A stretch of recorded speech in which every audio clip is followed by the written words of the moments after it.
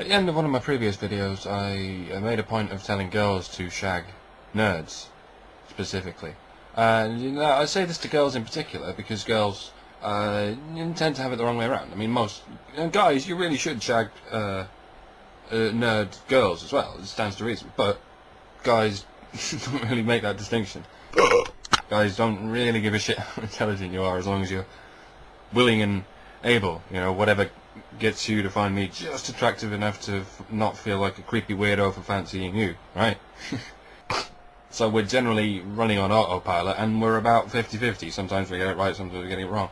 But girls seem to be arching towards the askew end of the thing. They want a stable, sensitive fella to marry, but they want to get fucked by an oblivious idiot.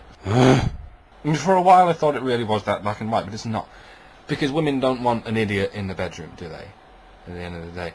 Ideally what they want is a sensitive fella going down on her while an idiot fucks her. Because idiots make better jackhammers. You can't have an intelligent, creative jackhammer, because it'll just stop suddenly and go, oh, for heaven's sake, this is noisy and filthy and unnecessary. Surely we can solve this just by rerouting the traffic. Oi.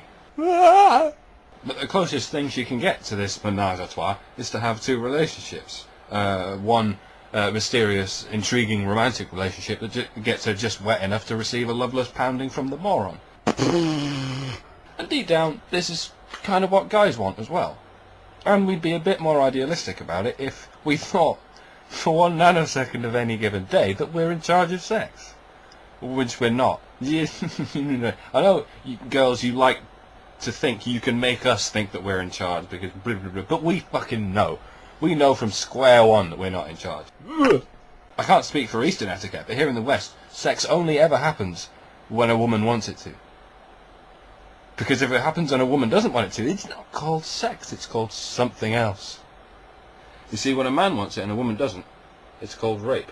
All the way up to the point where a woman wants it. Everything after that is sex. If a woman wants it and a man doesn't, that's called doesn't happen ever.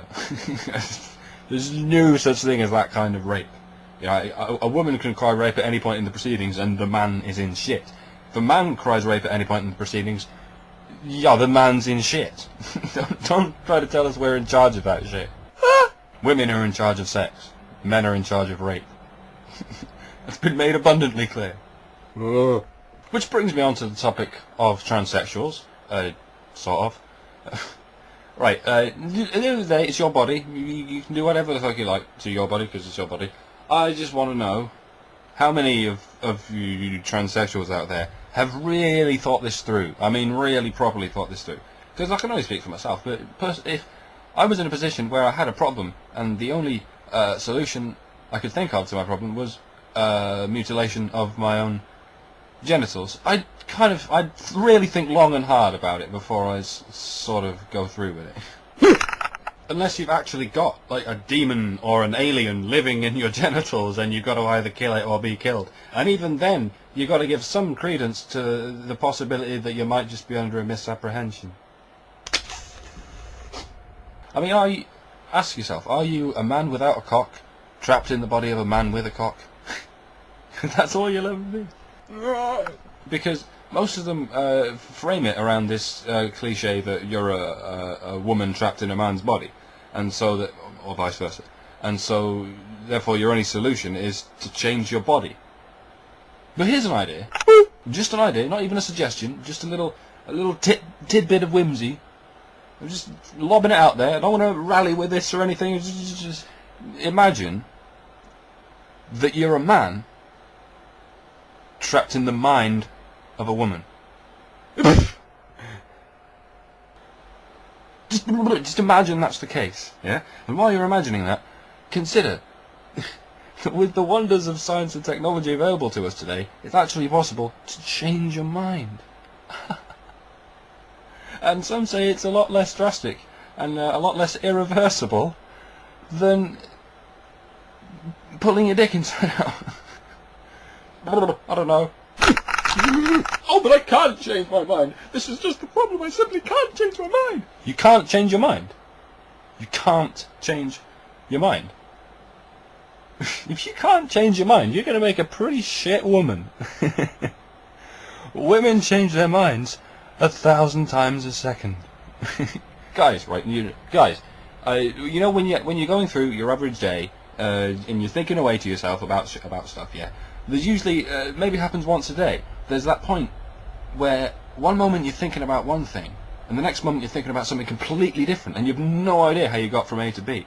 Women do that constantly, continuously, all day, every day, even when they're asleep, even long after they're dead and way beyond any space and time and rational mathematics. But they can harness it. You see, it's not random with them. They actually know what they're doing. There's that thing there, and that thing there, and that thing there, and that thing there, that thing there, nothing there, nothing, and that thing there again. Remember that. And it accumulates, you see, gradually, one at a time. Because a man's thought pattern tends to be along the lines of socks. Big socks, little socks, green socks, purple socks, socks with pictures of Snoopy on them. Those socks I found pinned to the toilet door that one time. Socks with 12 holes in that smell of cheese. Cheese, ham, bacon, mustard, eggs, tits, tits, tits. Neck, mouth, nose, eyes, hair. Squirrels. Red squirrels, grey squirrels, black squirrels, mutant squirrels with laser eyes and adamantium claws, and tits. Tits, tits, tits, navel, crotch. Squirrels again.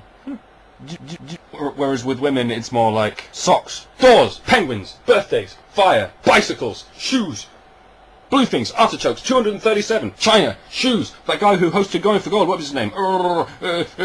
Nepotism, plasticine, shoes, zebras, Henry Kelly, shoes. This is probably why there are so many male to female tranny ops and so few female to male, because it's men that have this habit of thinking themselves into a corner, because they think sex change, sexy changey, sexo change-o, tits, sex, tits, tits. I could have my own tits. Tits. Whereas women just sort of think carpets, toothpaste, kingfishers, onion barges, sex change. No. Shoes, tennis, igneous rock, December the 18th. Shoes.